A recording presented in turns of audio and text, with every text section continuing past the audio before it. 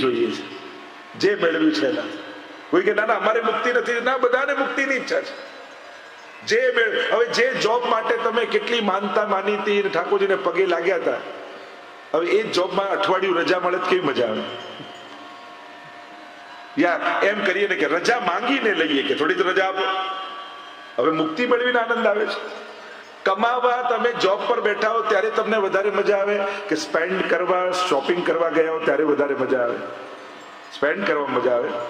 મુક્તિ મનુષ્યનો સ્વભાવ છે. પેલા એક બાળક થઈ જાય તો સારું, પ્રભુ એક બાળક થઈ જાય તો સારું. ઠાકોરજીની કૃપાથી બાળક થઈ ગયું, મોટું થયું, એવું તોફાની થયું, અને આ સ્કૂલે જાય તો શાંતિ. કેમ? આના માટે તો આટલી માનતા રાખી હતી, ખોળામાં લઈને ઉચકો. પેલું કે બાળક માટે રાંદલ તેડે, પણ બાળક થઈ જાય પછી કોઈ એને ના તેડે. એના માટે બધું તેડ્યું હોય પણ એને તેડવા કોઈ તૈયાર ન થાય. તો મુક્તિ મનુષ્યનો સ્વભાવ છે. એમ થાય એક ઘર બંધાઈ જાય તો સારું. એ ગિરિરાજ બાબા પરિક્રમા કરવા આવી, ઘર બની ગયું. હવે એ જ ઘરમાં એક વર્ષ સુધી તમને કોઈ બહાર ફરવા ના લઈ જાય તો આખું ઘર માથે ના લઈ લો. અરે બહાર તો ચલો, શું ઘરમાં જ મરવાનું છે? કેમ? આ ઘર માટે તો માનતા રાખી હતી, હવે એને છોડીને મજા આવે છે. મુક્તિ મનુષ્યનો સ્વભાવ છે. તમે જે મેળવો છો એનાથી છૂટવા પણ ઈચ્છો છો, અને એમાં તમને સુખનો અનુભવ થાય છે. કોઈ બાળકને પૂછો તને સ્કૂલમાં કયો ટાઈમ ગમે? તમને ડ્રોઈંગનો, પીટીનો, મેથ્સનો, ઇંગ્લિશનો, કે છૂટવાનો બેલ વાગે ને એ જ ગમે સૌથી વધારે? મુક્તિ જ મનુષ્યની કામના છે. દરેકથી એ મુક્ત થવા માંગે છે. આ મનુષ્યનો સ્વભાવ છે. અર્થ પ્રકરણમાં ધ્રુવ ચરિત્ર આપ્યું. ધ્રુવજીની કથા બધા જાણો છો. એમ ઉત્તાનપાદ રાજા, બે રાણી છે, સુરુચિ, સુનીતિ. આધ્યાત્મિક અર્થ કરો તો દરેક જન્મ લેનારું બાળક એ ઉત્તાનપાદ હોય છે. મસ્તક નીચે અને પગ ઉપર. જન્મ લે એટલે બે રાણી સામે આવે, બે વૃત્તિઓ સામે આવે, સુરુચિનો માર્ગ અને સુનીતિનો માર્ગ. અને જેમ દરેક જીવને રુચિ પ્રિય હોય અને નીતિ અપ્રિય હોય, અહીંયા પણ રાજાને સુરુચિ પ્રિય છે, માનીતી છે, સુનીતિ અનમાનીતી છે. જીવને પણ એવું હોય ને, રુચિ ગમે, નીતિ ના ગમે. અને સુરુચિને હંમેશા સારું જોઈએ, લેટેસ્ટ જોઈએ, એટલે એનો પુત્ર છે ઉત્તમ. અને સુનીતિને શાશ્વત જોઈએ, એટલે એને પુત્ર છે ધ્રુવ. એકવાર બંને બાળકો પિતાની આગળ રમી રહ્યા હતા. ઉત્તાનપાદ રાજા સિંહાસનમાં બેઠા છે. એટલામાં ઉત્તમ ઘૂંટણીએ ચાલતો ચાલતો આવ્યો, પિતાને પગ પકડ્યા અને કૂદકો મારીને ખોળામાં જઈને બેસી ગયો. આ દ્રશ્ય જોયું ધ્રુવે. એને થયું કે મારો ભાઈ બેઠો છે તો લાવ હું પિતાના ખોળામાં બેસું. ધ્રુવ ચાલતો ચાલતો આવ્યો અને જ્યાં પિતાના ખોળામાં બેસવા જાય એ જ ક્ષણે દોડતી સુરુચિ આવી, હાથ પકડ્યો, ખેંચીને ફેંક્યો ધ્રુવને. કહ્યું પિતાના ખોળામાં બેસવું છે? હા, તો જા, વનમાં જા, તપ કર, પ્રભુને પ્રસન્ન કર, અને પ્રભુ પ્રસન્ન થઈને વરદાન માંગવાનું કહે તો માંગજે કે તું મારા કુખે જન્મ લે તો જ પિતાના ખોળામાં બેસીશ. અને ધ્રુવને એટલો આઘાત લાગ્યો માના મુખ્ય શબ્દો સાંભળી. રડતો રડતો ધ્રુવ આવ્યો પોતાની માં સુનીતિ પાસે અને બધી જ વાત કહી. આ તો સુનીતિ છે ને. વિચારકો એમ કહે કે જે સમાજમાં આદર્શ માતાઓ હશે ત્યાં ક્યારે મહાપુરુષોની કમી નહીં આવે. કારણ કે માનો પ્રભાવ બાળક પર બહુ વિશેષ હોય છે. જેટલા જેટલા મહાપુરુષો થયા, તમે એમની આત્મકથા આદિ વાંચો તો દરેકના જીવનના ઘડતરમાં ક્યાંક ને ક્યાંક એની માનો હાથ હતો. એટલે માતાનો પ્રભાવ બહુ વિશેષ રૂપે બાળક પર થતો હોય છે. સુનીતિએ કહ્યું બેટા તારી સાચી માં તો સુરુચિ છે. અરે ના, એને તો મને એમ કહ્યું કે જા જંગલમાં જા, તપ કર, ભગવાન મેળવ, વરદાન માંગ. એટલે જ તને કહું છું, આજ સુધી મેં તને ક્યારે એમ નથી કહ્યું કે જા ભગવાન મેળવ. હું તો કહું છું સુરુચિ તારી માની પણ ગુરુ છે કે જે તને ઉપદેશ આપી રહી છે કે બેટા આજે જેનો ખોળો છે ને કાલે નથી રહેવાનો, એવા ખોળામાં ન બેસીશ. બેસવું હોય તો એવી ગોદમાં બેસ જ્યાંથી તને કોઈ ઊભું ન કરે. એ પરમ પિતા પરમાત્માની ગોદમાં જઈને બેસ બેટા. અને બે હાથ જોડીને ધ્રુવે નક્કી કર્યું હવે બેસવું છે તો ભગવાનની ગોદમાં જઈને બેસવું છે. ઘરેથી ચાલ્યા. નારદજીને ચિંતા થઈ કે ક્યાંક આવેશમાં ઘરબાર છોડીને જતા રહેશે અને પાછું ત્યાં ગભરાશે, બાળક છે, લાવ ચકાસી દો. આ એને ડરાવવા લાગ્યા. અરે તું વનમાં જાય છે, ત્યાં તો હિંસક પ્રાણીઓ હશે, પશુ હશે, તને મારી નાખશે, ખાઈ જશે. હવે મેળવવા છે તો ભગવાન. દ્રઢતા જોઈ દ્વાદશાક્ષર મંત્રનો ઉપદેશ આપ્યો નારદજી. હવે તો ગુરુ મળ્યા, મંત્ર મળ્યા અને કહ્યું જા વ્રજમાં જા, મધુવન નામનું સ્થાન છે, યમુનાજીનો પાવન તટ છે, ત્યાં જઈને તપ કર, ઠાકોરજી જલ્દી કૃપા કરશે. અને ધ્રુવજીને ગુરુ મળ્યા, મંત્ર મળ્યા અને એ જ મંત્રનો જાપ કરતા કરતા ધ્રુવજી આગળ વધ્યા. ઓમ નમો ભગવતે વાસુદેવાય. આવ્યા છે મધુવનમાં, એક પગ પર બીજો પગ ચડાવી ધ્યાન ધરવા લાગ્યા પરમાત્માનું. ફળ ખાઈને રહેતા છોડી દીધું, પત્તા ખાઈને રહેતા છોડી દીધું. હવે તો કેવલ યમુના જળના પાન કરીને રહેવા લાગ્યા. એ પણ ધીરે ધીરે છોડી દીધું. કેવલ હવાનું ભક્ષણ કરે છે. સર્વમાં આત્મભાવ થયો. પોતાની શ્વાસો રોકી અને ત્રિલોકની શ્વાસો રોકાવાની. દેવતાઓ ગભરાયા, ક્યાંક મારું ઇન્દ્રાસન લેવા માટે કોઈ તપ કરી રહ્યું છે. ભાગતા ભાગતા પ્રભુની પાસે પહોંચ્યા. પ્રભુએ કહ્યું ઇન્દ્રાસન માટે નહીં, આ તો મારો ભક્ત મારા માટે તપ કરી રહ્યો. ધ્રુવજીના ધ્યાનમાં આવ્યા પરમાત્મા. આનંદ આનંદ થવા લાગ્યો ધ્રુવજીને અને પ્રભુ અંતર ધ્યાન થઈ ગયા. વ્યાકુળ બનેલા ધ્રુવજીએ નેત્રો ખોલ્યા તો જે અંતમાં હતા એ બહાર દેખાયા. ચતુર્ભુજ નારાયણ સામે ઉભેલા દેખાયા. ધ્રુવજી બોલવા માંગે છે, સ્તુતિ કરવા માંગે છે, પણ બોલી શકતા નથી. એટલે ભગવાને પોતાના હાથમાં રહેલો શંખ ધ્રુવના ગાલ પર લગાડ્યો અને જ્યાં ગાલ પર લગાડ્યો સ્તુતિ મુખમાંથી સ્ફુટ થઈ. યોંતઃ પ્રવિશ્ય મમ વાચમીમાં પ્રસુપ્તાં સંજીવયત અખિલ શક્તિધર સ્વધામના અન્યાંશ હસ્ત ચરણ શ્રવણત્વ ગાદિન પ્રાણાન નમો ભગવતે પુરુષાય તુભ્યં. પ્રભુ સ્તુતિ પણ હું નથી કરતો, આપ જ ભીતર બિરાજીને બોલાવડાવો છો. જય. સેવા અમે નથી કરતા, આપ જ દોડવાની પ્રેરણા આપો છો. આપણી ભક્તિ અને સત્કર્મોના પણ મૂળમાં તો પરમાત્મા જ છે. એટલે હંમેશા સારું કર્યા પછી પણ ભગવાનનો આભાર માનવો કે પ્રભુ આ સત્કર્મ માટે આપે મને પસંદ કર્યો, એ બદલ આપનો આભાર છે. આપની પાસે હજારો હાથ છે પણ આપે મારા હાથ પસંદ કર્યા.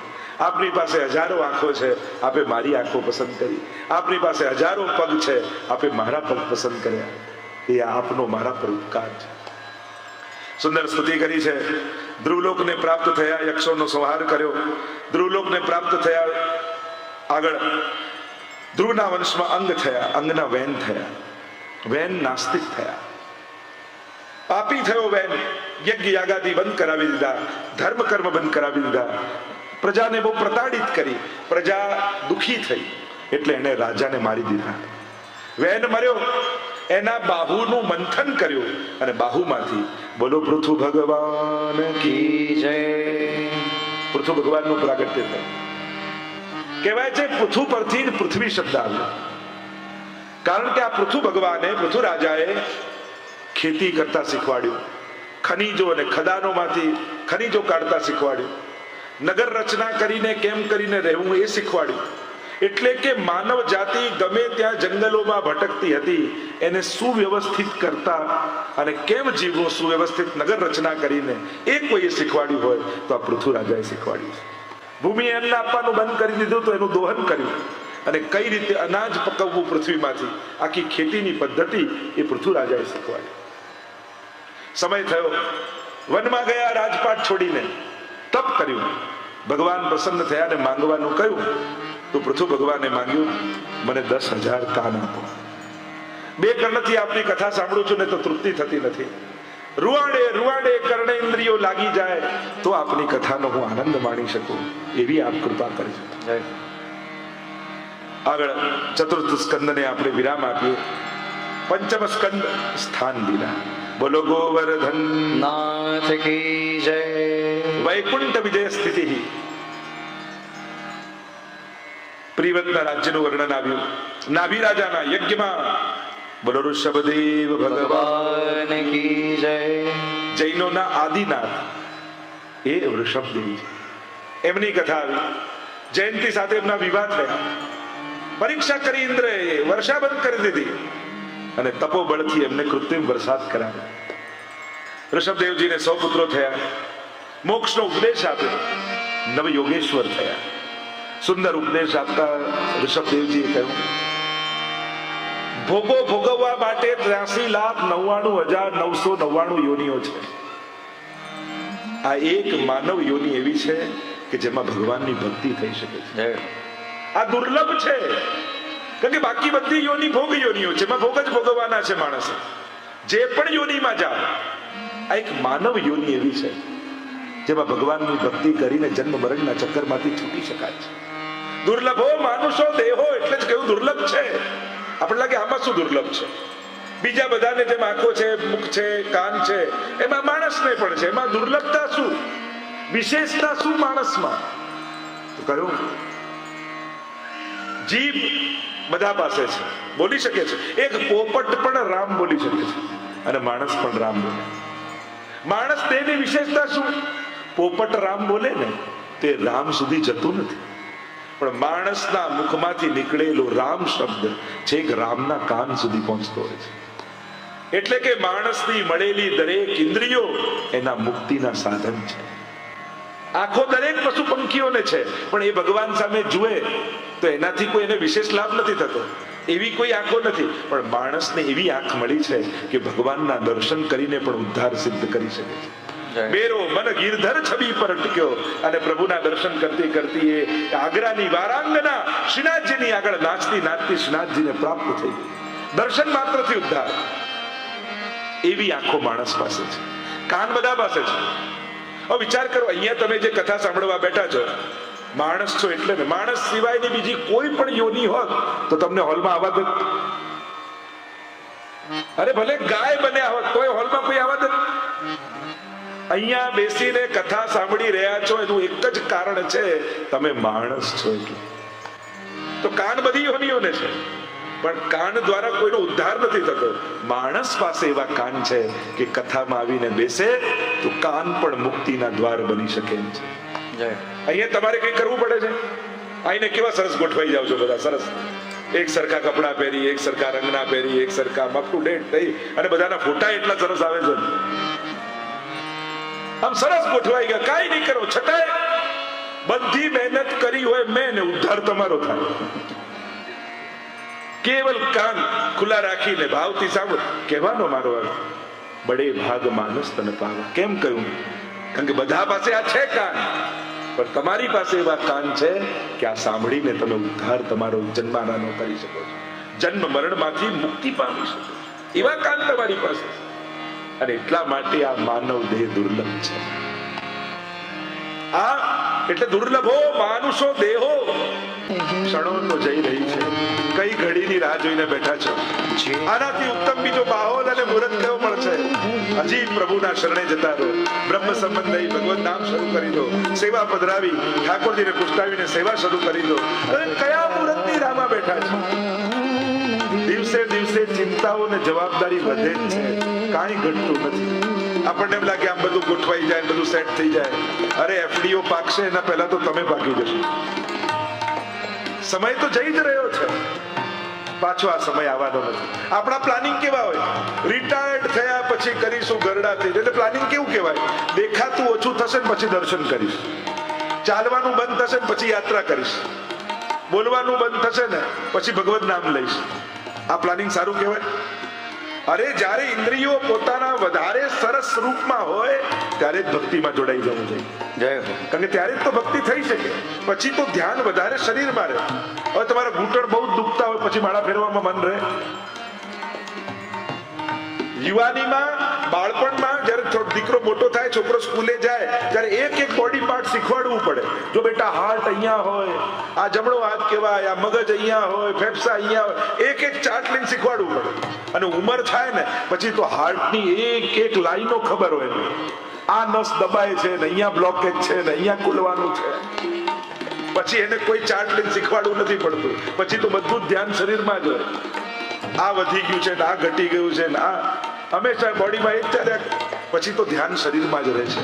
એટલે જ્યારે ધ્યાન શરીરમાં ન હોય ને ત્યારે પ્રભુમાં ધ્યાન લગાવી દે. યુવાનીમાં ભક્તિ કરી લો. અરે સારા સંસ્મરણો ભેગા કરો યુવાનીમાં, જેથી ગડપણમાં શરીર નહીં ચાલે ને ક્યાંય બહાર નહીં જવાય. તો બેઠા બેઠા યાદે શું કરશો? ઘણા લોકો આખો દિવસ ખોટા જ વિચાર આવે ને. સારું કઈ ભેગું કર્યું હોય તો વિચારે.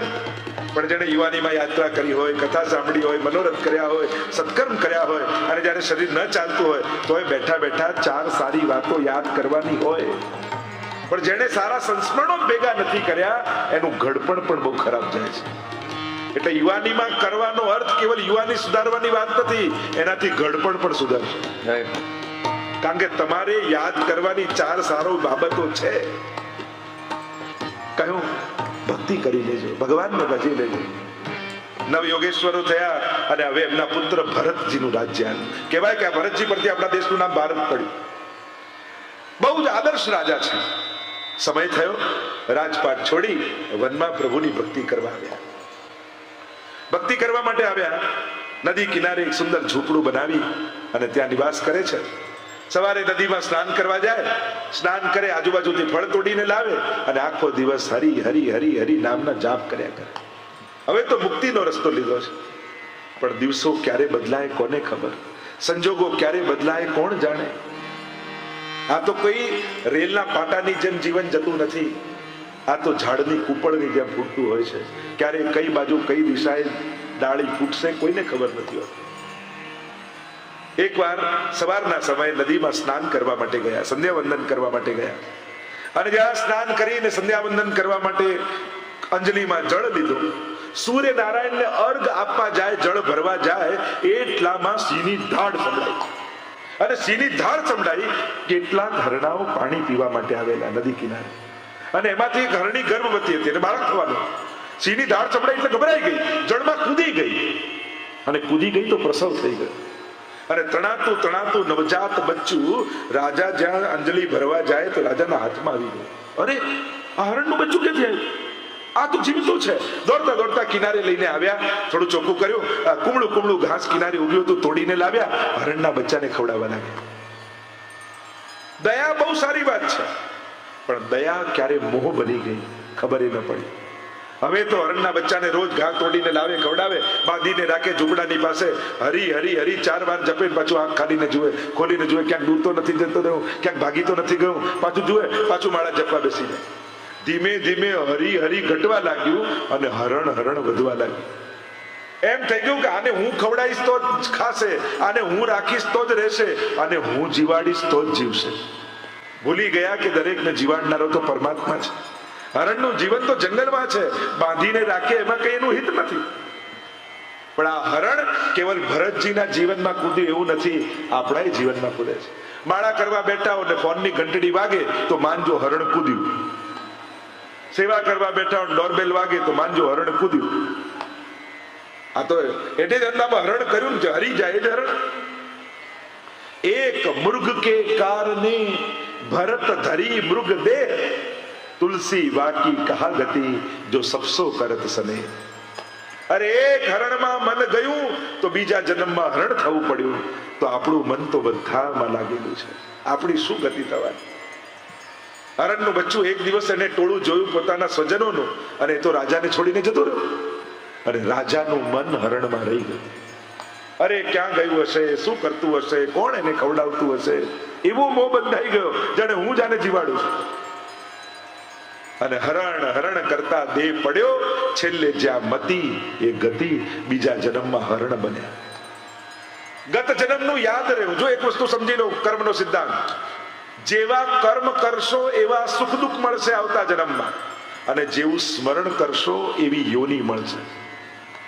ઘણીવાર ઘણાના ઘરે જેમ કૂતરું પાળેલું હોય અને એને એટલું બધું સાચવે, દીકરા કરતા વધારે સાચવે, એને ખવડાવે, એને પીવડાવે, એને સુવડાવે, ત્યારે આપણને એમ લાગે આને બહુ સારા કર્મો કર્યા છે કે આને આટલું બધું સાચવે છે. પણ આને સ્મરણ સારું નહીં કર્યું હોય, નહીં તો દીકરો બનીને આવત, કૂતરો બનીને ના આવત.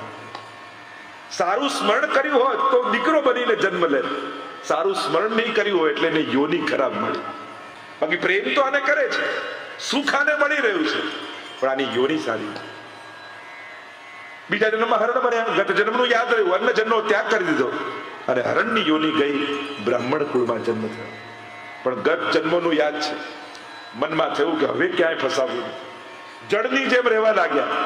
એટલે ગામના લોકો એને જળ ભરત કહેવા લાગ્યા. જે મળે એનો સ્વીકાર, ક્યાંય કોઈનો વિરોધ નથી કરતો. ઘરના લોકો પણ કંટાળી ગયા અને કહ્યું, જા તારે જે રીતે જીવવો એ જીવ, અમને હેરાન ના કરીશ. ઠીક છે, જેવી પ્રભુની ઈચ્છા. ઘર છોડીને નીકળ્યા.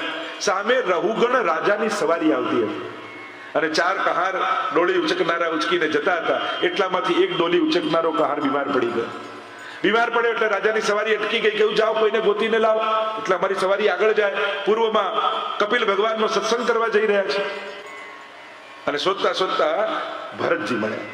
કહ્યું, તું ડોલી ઉચકીશ? જેવી પ્રભુની ઈચ્છા. જોડાઈ ગયા. અને ડોલી ઉચકતા ઉચકતા ભરતજી સાથે ચાલે છે, કહારની જોડે.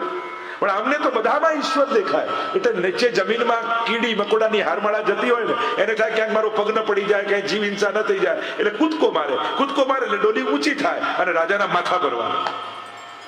અંદરથી બૂમ પડે, બરાબર ચાલ, સંભાળીને ચાલ, મને તકલીફ પડે છે. હા મહારાજ, હવે સાચવીને ચાલીશ. ફરી ચાલતા ચાલતા જુએ ને કીડી મકોડાની હારમાળા દેખાય એટલે પાછો કૂદકો મારે, પાછા રાજાને વાગે. 3 વાર એમ થયું એટલે હવે રાજાનો પિત્તો ગયો. ઉભો રે, ઉભી રાખી ડોલી. નીચે ઉતર્યા. જેમ તેમ બોલવા લાગ્યા, આ તું તો બહુ દુબળો પાતળો, તારાથી ઉચકાતું નથી, તારાથી તો કાર્ય થાય. જેમ તેમ જયારે અપમાનિત શબ્દો પ્રયોગ કરવા લાગ્યા ત્યારે ભરતજીને થયું કે હવે પરિચય કરાવવો જોઈએ. આ દુબળો, જાડો, ગોરો, કાળો, આ બધા તો દેહના ધર્મો છે, હું તો આત્મા છું. જયારે આ શબ્દો સાંભળ્યા ચોંકી ગયા રહુગણ રાજા. અરે આ કોઈ સાધારણ મનુષ્ય નથી લાગતું. 2 હાથ જોડીને વંદન કર્યા ને કહ્યું કે તમે કોણ છો? તારે પરિચય કરાવતા ભરતજીએ કહ્યું કે હું ભરત રાજા છું. આ રીતે જન્મોના ઘટમાળમાં ફસાતો ફસાતો જડ ભરત રૂપે આવ્યો છું. સુંદર સત્સંગ થયો છે. અનેક પ્રકારના પ્રશ્નો પૂછ્યા છે. નવખંડ પ્લક્ષાદી દ્વીપો, જ્યોતિષશાસ્ત્રનું વર્ણન આવ્યું. અનેક પ્રકારની ગતિનું વર્ણન અહીંયા કર્યું છે. અને આમ સૂર્યચંદ્રની ગતિ, નવખંડ, 7 દ્વીપો, 7 સમુદ્રો, આ બધાનું વર્ણન વિસ્તારથી કર્યું. છેલ્લે નરકોનું વર્ણન કર્યું. રાજા ગભરાયા. પંચમ સ્કંદને વિરામ કરીએ. બોલો કૃષ્ણ કનૈયા લાલ કી જય, ભાગવત ભગવાન કી જય. છઠ્ઠો સ્કંદ, ષષ્ઠ સ્કંદ, 19 અધ્યાય, પોષણ લીલા. આમાં પોષણ લીલા, પોષણ એટલે પુષ્ટિ. આપણે કહીએ ને આપણો પુષ્ટિ માર્ગ છે. તો પુષ્ટિ માર્ગ એટલે શું? પોષણ નો અર્થ શું થાય? પોષણમ તદનુગ્રહ, ભગવાનનો અનુગ્રહ, ભગવાનની કૃપા, એનું નામ પુષ્ટિ. એટલે આપણા માર્ગનું નામ આપણે પુષ્ટિ માર્ગ કહીએ છીએ. કે અહીંયા જીવના સાધનથી કંઈ થતું નથી, અહીંયા બધું ભગવદ ઈચ્છાથી થાય છે. અહીંયા જીવ સેવા કરતો નથી, અહીંયા તો ઠાકોરજી કૃપા કરીને સેવા લે છે જીવ. એટલે જ આપણે ત્યાં એમ બોલવામાં આવે વૈષ્ણવમાં, પ્રભુ કૃપા કરીને સેવા અંગીકાર કરે, સેવા લે છે મારી. હું સેવા કરું છું એમ નથી બોલતા. પુષ્ટિ માર્ગ છે. પ્રભુ કૃપા થકી આપણાથી ભક્તિ કરાવે છે. પ્રભુ કૃપા કરીને આપણી સેવા અંગીકાર કરે છે. પ્રભુ જ આપણને અવસર આપે છે. એટલે આ દરેકના મૂળમાં પ્રભુની ઈચ્છા છે. પોષણમ તદનુગ્રહ, એનો અનુગ્રહ. અજામિલ આખ્યાન આવ્યું. એકવાર ગામમાં કેટલાક મહાત્માઓ આવ્યા. જો અજામિલ નામનો બ્રાહ્મણ હતો. બ્રાહ્મણ હોવા છતાં એકવાર દ્રષ્ટિ એની એવી જગ્યાએ પડી કે એની બુદ્ધિ બગડી ગઈ.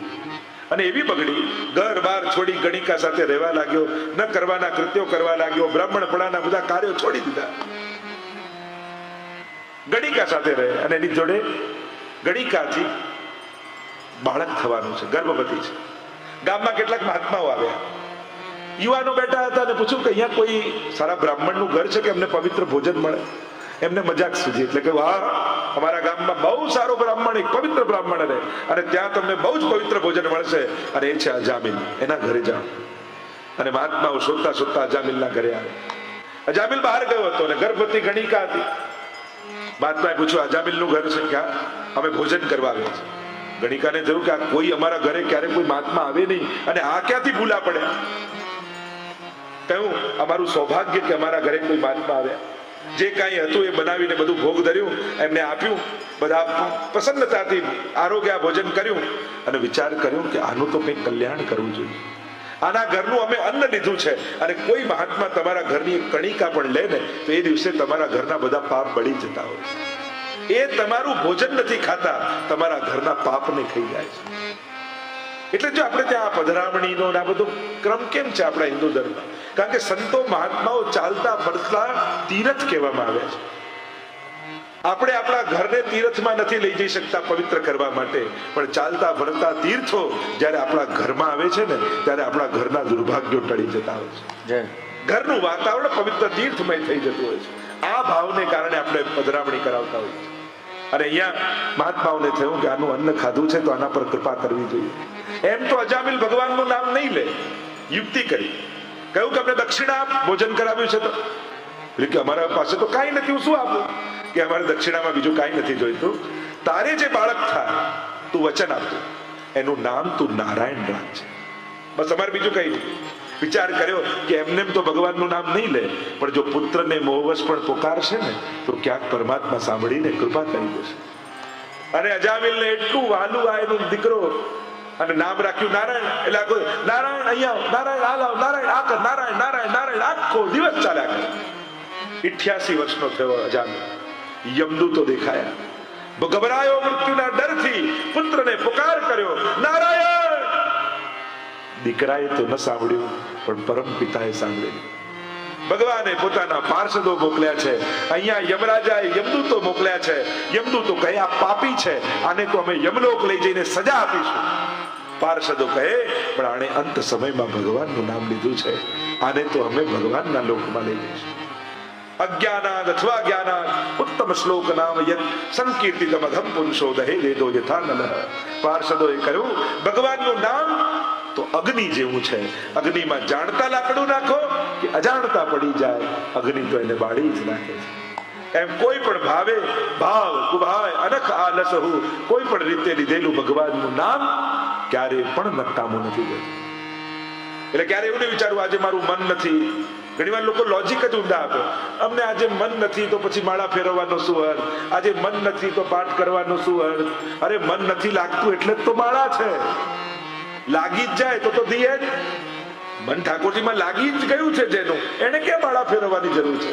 નથી લાગતું એટલે જ માળા કરવાની છે, નથી લાગતું એટલે જ પાઠ કરવાના છે કે પાઠના બહાને મન ઠાકોરજીમાં લાગે. આપણે તો લોજિક જ રોંગ આપ્યું, નથી લાગતું ને એટલે મૂકી દો. અરે ના, કરશો તો ક્યારે નિષ્ફળ નહીં જાય. ભલે કમ અને અમને અભાવે કરો, ભગવાન નામ ક્યારે પણ નકામું નથી જતું. આમ અજામિલ ઉદ્ધારની કથા આવી.